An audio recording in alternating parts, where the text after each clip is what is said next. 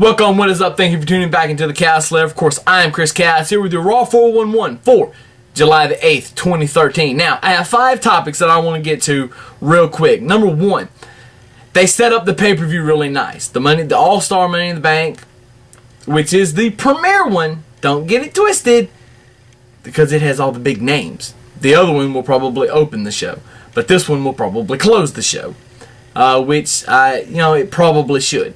They put it over well all night, and then with Brian at the end, that just it just worked. It was perfect. I liked it. They put over the tag titles. They put over the Intercontinental title match. They put over the Divas title match. And by the way, no sign of the Usos, so that should tell you who's gonna win on Sunday. Duh. Second thing, the Divas, awesome.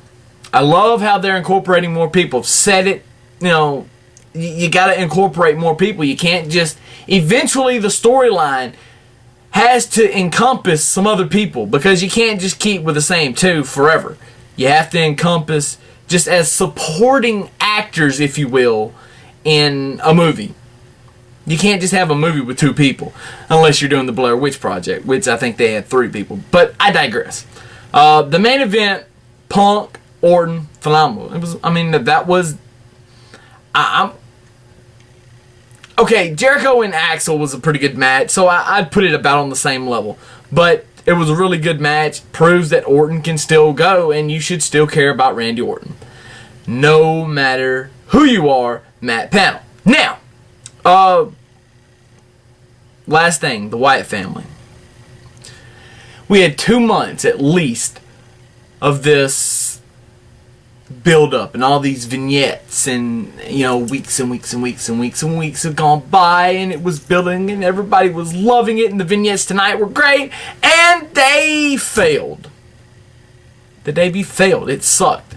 And people on Twitter were going crazy about it, because I follow a lot of people on Twitter, but I watch a lot of things during Raw on Twitter to get instant reactions.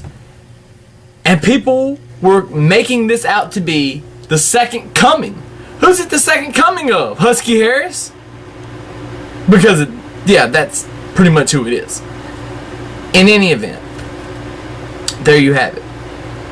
Raw was good. Because, I'll give Raw like an 8, 8.5, whatever, because this episode of Raw was the go-home show, so this episode was the setup for the pay-per-view, and they did that. They delivered.